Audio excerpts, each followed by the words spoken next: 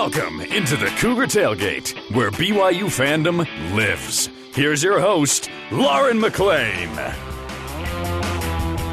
Hey everybody, winter sports are wrapping up this weekend, including BYU baseball. To talk about the Cougs, his opinion on the current Major League Baseball landscape, and what his favorite tailgate food is, I'm bringing on former Cougar and Major League All-Star Wally Joyner. But first, since COVID changed our fan experience for an entire year, we'll discuss if it influenced our sports viewing preferences and talk about what our favorite moment as a fan was during the 2020-2021 sports season. And I can't think of a better guy to do this with me than the one who provided joyous content to many an isolated BYU fan this past year, Spencer Linton. No, it's great to be with you. This is always a pleasure to hang out. But we're going to be talking about the fan experience today. So what do you do as a play-by-play to give fans the best experience? This is the million-dollar question for sports broadcasters, even when fans are in the stands. But I understand why we're going here, because you have to package the material in a way that makes everyone at home, knowing they can't go to the ballpark, even that much more excited about going to the game or stadium or arena, whatever. And it applies to the daily shows that I work on, too. It's my job to essentially be a salesman, package up the material and say, hey, this is what I've got. I think you need it. In fact, I know you need it. And that's how we tease the audience that way. We excite them. We get them ready for something that they're not going to get anywhere else. And so when it comes to a live game scenario, I typically try and deliver one with energy. I mean, if you're selling something and you have low energy, you're not going to be very successful. Right. Hey, Here, this buy this car. it's a really cool, really cool car. It's yellow. It's you're not going to sell anything. So you need energy, you need knowledge and background information, and then you have to take the most dramatic scenarios within the game that you're calling and present them in a way that makes people feel like, I probably need to watch this. And in fact, I had my little brother Tanner, who is not a big sports guy. He's like, I was watching I think it was a softball baseball game, but he's like, I just watched the opening tease. And he's like, I had zero interest. But then after I watched that 20 seconds, I was like, I'm kind of interested in what's going to happen in this game.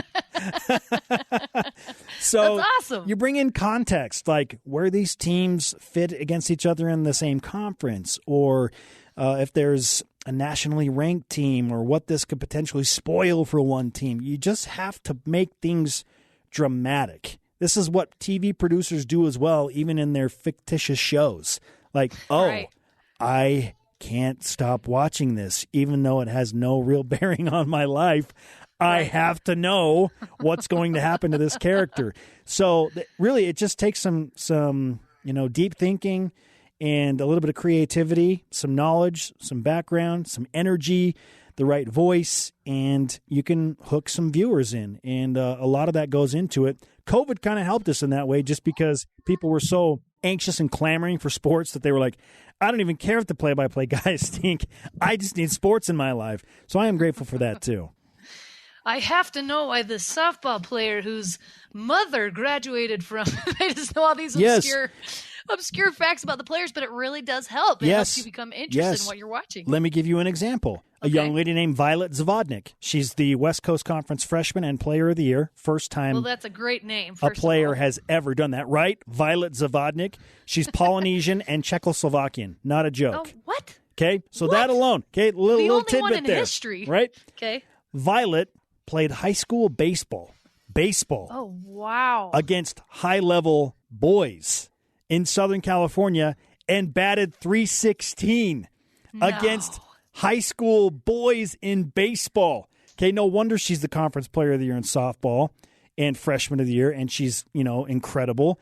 But that backstory alone, I was like, hey, I've got this little element about Violet that I think people are going to be really excited about, and we're going to hammer this home and tease it and deep sell it, and it makes people interested. Stuff like that, right? Absolutely. That needs to be like an ESPN 30 for 30 or something. I think that's fascinating for her background alone. Yeah. I really think you said Czechoslovakian and Polynesian. Mm-hmm. Wow, that's incredible. No, you're so good at that. Did it change at all during COVID because you knew there was going to be a little bit more pressure on you, more people watching, more people craving sports? Did it change at all? I don't know that I felt more pressure, but I definitely understood how much more sports mattered to people when it was essentially shut down and taken away from us for a while. People needed a distraction, which is why we kept going with our daily BYU Sports Nation even through the pandemic. I mean, there was, aside from about a 10-day period where one of our staffers got it and we couldn't come into the studio, that we couldn't be together, and we worked around it. And even when we couldn't be together, we were still doing the show, me at my house, Jeremy at his house, our producer Ben at his house, and working in collaboration with people behind the scenes to edit this thing mobily and still put it on the air and send it back to Master Control in the building at BYU Broadcasting to put this on as if live.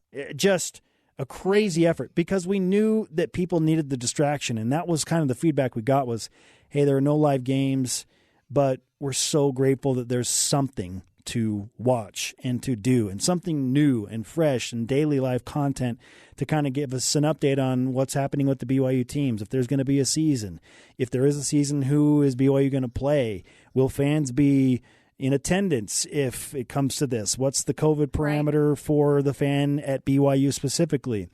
And we kind of felt like it was our obligation, like a responsibility to help people kind of stay connected in all of this.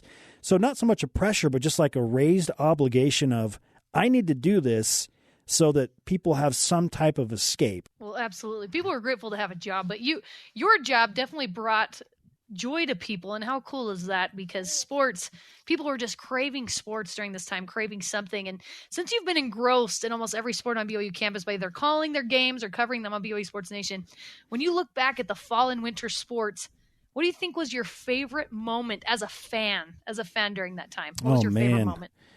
Well, one in particular stands out. Late September, BYU had beaten Navy in football to open up the season in Annapolis on the road. And they were supposed to play at Army, but a COVID situation within the BYU players and staffers shut down that game. And so then the next game was 19 days later, a home game, I believe, against Louisiana Tech. And there were no fans allowed except for essentially me. And so I am standing in Lavelle Edwards Stadium during countdown to kickoff, the pregame show, and looking around in the stands, and I am the only person in this cavernous 63,000 seat stadium with the teams on the sidelines and staffers and athletic trainers and coaches, but nobody in the stands. And I heard one BYU coach turn around and yell at me and say, "Hey, cheer loud, bro." Yay! So one voice. That was a pretty surreal experience. And BYU, to their credit, had allowed people to purchase a scenario where they could have their picture put up in one of the chairs, and they could kind of have those things. But they surprised me and included my dad, my late dad, Kent. And so just seeing his picture in the stands with that big smile on his face in the legacy seats, to me, was probably my favorite fan moment. It's tied into a broadcast, but I felt like a fan there for a little bit. Oh, that's awesome. I love that. And that's something I wouldn't expect to hear, but what an incredible moment for you and your family to be able to see your dad, who was a huge BYU fan, an absolutely huge BYU fan. And what a great man. That's awesome. Spence, so there's the overlap in the fall when football and basketball are playing at the same time. There's the PGA Championship that's happening right now, baseball, softball season, World Cup time, or is it the Olympics? So what's your favorite time of the year as a sports fan? This is tough, but I probably have to settle on early September. I just think there's something magical about early September when the baseball postseason is winding down. You've got teams jockeying for position in the Major League Baseball playoffs, and college football is starting up. And because I do what I do, that's the start of some of the high-level Olympic sports at BYU. Soccer, women's volleyball, and those teams compete year to year at a very high nationally ranked level. So I don't know, there's something special about that. The fall, putting on a sweatshirt when it gets a little bit cooler at night, even going to a high school football game on a Friday night and just kind of soaking in the ambiance, and then getting ready for college football Saturday. And now with a ton of people that I have covered in college now advancing their careers into the National Football League. It just continues all weekend. So I'm invested in all that. I love the fall and the changing colors. And sneaking out to play a little golf as well, which I know you can appreciate too, Lauren. Listen, people, she can swing it. All right. Here's the thing about golf. I can swing it. You're right. And if I can make some contact, it's going to go far. But it'll hit someone's window and shatter it. That's the problem with me in golf. Oh, hey. But it is a fun sport. Absolutely. So for me, and I like that you said the fall, because you have this lull during the summer where you're like, come on, I need some sports. And not that there's no sports going on in the summer, but the ones you want come up in the fall most likely. But there's something about the Olympics to me that are coming up this summer, hopefully the Summer Olympics in Tokyo. But for the Winter Olympics in 2010, I drove to Vancouver and I was watching hockey. I was watching, I don't know what else, but things that I'm not even a fan of. But you become this huge fan when you are there with people from all around the world, and the best athletes in the entire world are there, and you're watching them. So I love the Olympics. I do love that time. When I was kind of thinking about what's my absolute favorite, where I really want to watch, I think of course it's football, but when I was thinking about the Olympics, I think that's definitely up there for me. Absolutely, and it's kind of in this nicely packaged 3-week little window. And you just get it, and you find out about a bunch of athletes and their stories and how they've persevered, and in many cases just overcome crazy, insurmountable odds to even be involved in the Olympics. And so the human interest nature of the Olympics puts it on another level. So I am with you there, and that's so cool that you got to go to Vancouver and see that. And curling, it's like, yeah, I'm going to stay up till 2 a.m. watching curling. Team USA competing with Belgium for that critical bronze medal. I love it. Yeah, I'm and why for do we it. care so deeply? But we do. We really do. Well, there's a national sense of pride that's involved for sure. Yeah, absolutely.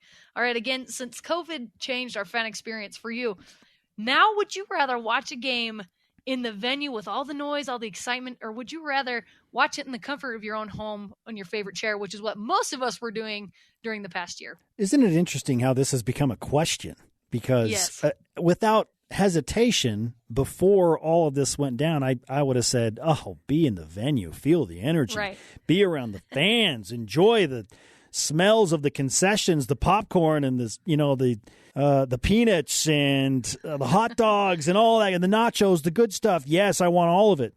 But there has been an occasion or two over the last year where I've thought, it's okay being around your family a little bit more. And not having to corral or herd cats that are children going from place to place, and just relax at home and enjoy replay. I think the thing I miss out most on when I am in the stadium or arena or at the field is just the lack of replay sometimes. So I always am like, find a TV, even when I'm at the game, I'm like, is there a TV around so I can watch replays of the game I'm watching live on the field? Like, I need that. Okay, I'm going to go to the press box. Where's the nearest TV? Yes, I need a TV so that I can see the replay of that. So, I'll be at the game, but I'll be staying around the BYU broadcasting folks because I know that they have a TV that's got the feed of the game on it, and I want to see 7 different angles of what I just watched with my own eyes on the field down below. So, you're about a foot from the players. Yes. You're like, hey, does anyone have a TV? Yeah. That I can see that on? I'm going to need that. No, it is true. It actually, because I was on the sideline for a while, and you are as well, it's actually not as good of a view as people would think. You actually miss out on quite a lot. But one of the great things about watching from home, too, is like you mentioned before, Spence, if it's a good play-by-play guy, you're going to get a lot of interesting facts about these players, about the game, and you don't really get that when you're in the stadium. But I did a Twitter poll, and about 75% said they'd rather go to the venue in person with all the noise and excitement. And Preston Darger, I think you know him, he used to work for athletics. He's the younger brother of Associate Athletic Director Liz. He responded to the poll with an amazing point. He said, maybe the pandemic was in the long run really good for the live event industry, which had seen attendance and ticket sales struggle in the past years as people valued convenience at home viewing. And he said now after a long and isolated year, people are longing for a live experience. Yes. So it actually might help ticket sales. What do you think? Absolutely. When we're transitioning, we're already seeing this within Major League Baseball. and it's limited capacities, but people are like, I got to get to the park. I got to do this. Right. I need something. I need an experience to get out and feel normal again. And sometimes you have a magical experience like BYU men's basketball beating number 2 Gonzaga right before the COVID shutdown happened. And you cannot recreate something like that. Just the roof was ready to blow off of the Marriott Center. It was crazy. And so sometimes the experience trumps the ability to sit in your chair and watch replay and whatnot. But other times it's okay to want those things too. So I'm kind of mostly leaning towards still being in person and experiencing the energy of the crowd and seeing how the players feed off of that. But I'm definitely more open to, let's just stay at home for this one and watch replay and eat our own food and not have to go anywhere. You are getting old too. I know. It's true. You are getting a little bit older. The older you get, you're like, I don't want all the noise. You turn into one of those fans at the BYU games. They're like, sit down. Hey, I didn't pay $67 for you to stand up in front of my face the whole game. Exactly. Coming up, the man who was so good at baseball, Angels fans dubbed Anaheim Stadium Wally World. Wally Joyner up next on the Cougar Tailgate.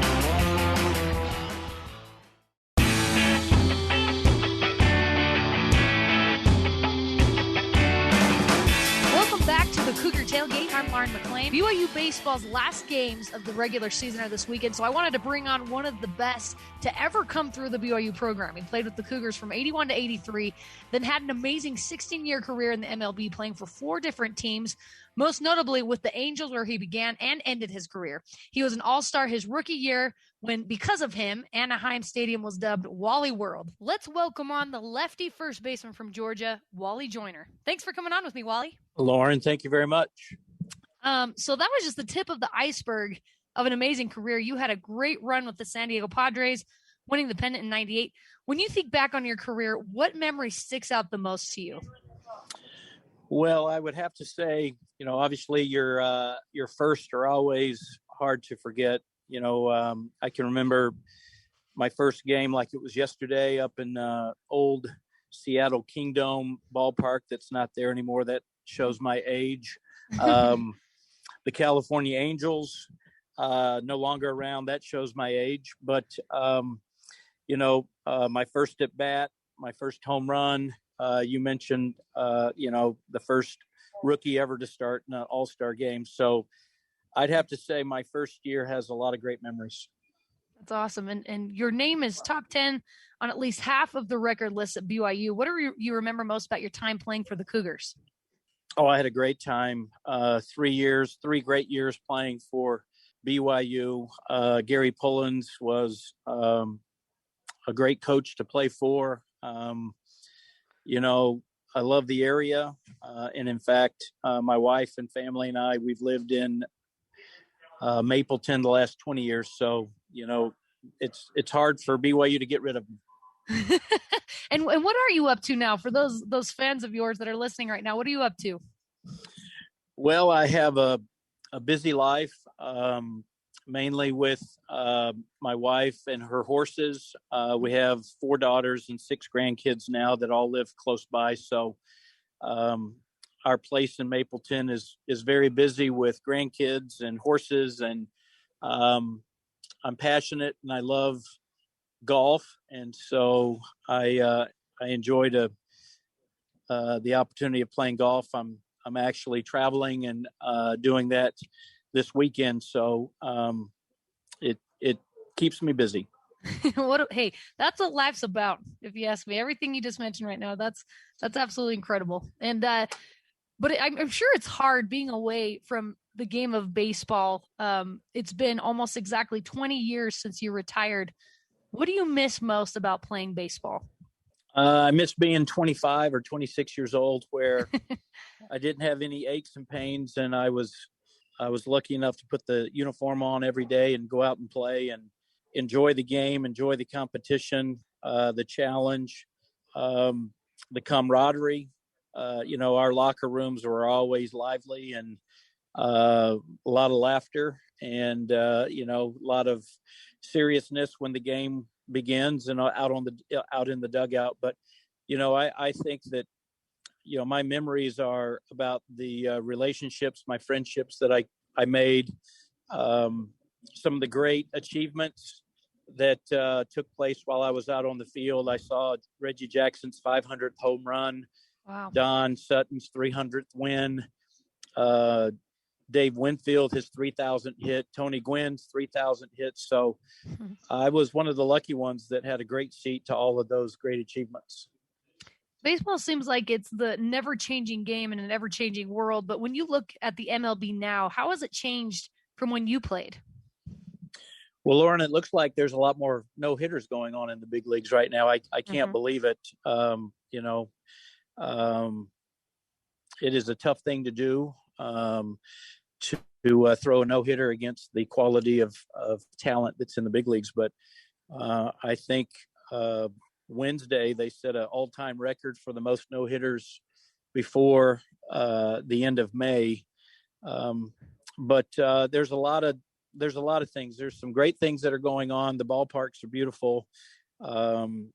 I think the conditions of the playing fields are incredibly great. Mm-hmm. So you're going to see some great baseball games.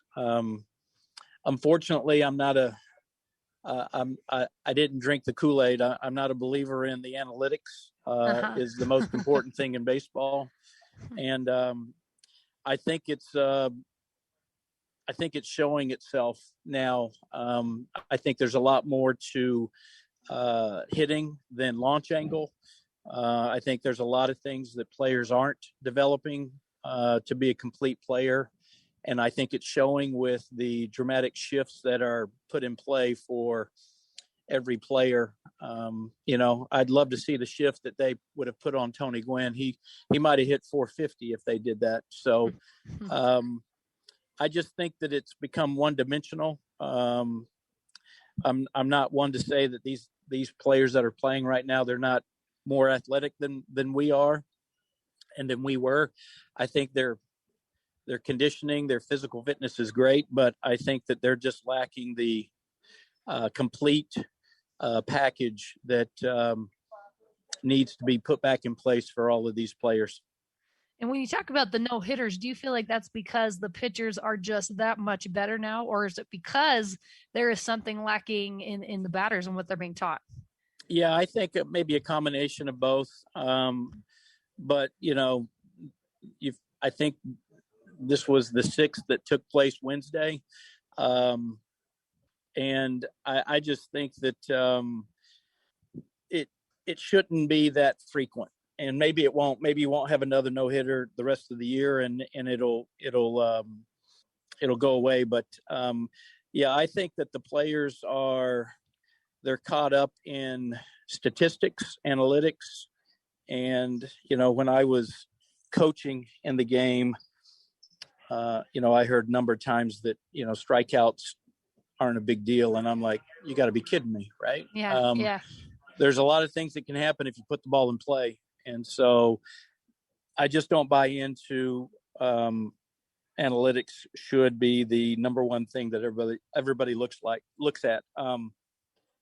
I think it showed itself last year in the World Series when Blake Snell was dealing and throwing a gem of a game, and he was taken out prematurely, which was premeditated. I think that decision was made before the game even started, which is an incredibly short-sighted mentality.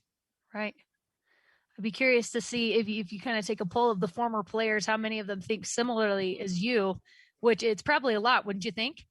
I would think so. And in fact, I think there's more teams that are getting off of the priority of analytics now. I think it's helpful. I think information is always helpful. But, when you sit down with someone and they say athleticism, instinct, and talent doesn't mean anything, I tend to think the conversation's over. Right. Yeah, that kind of doesn't sit right. You talked about watching the World Series last year. Now you just get to kind of sit back and be a fan and watch the game.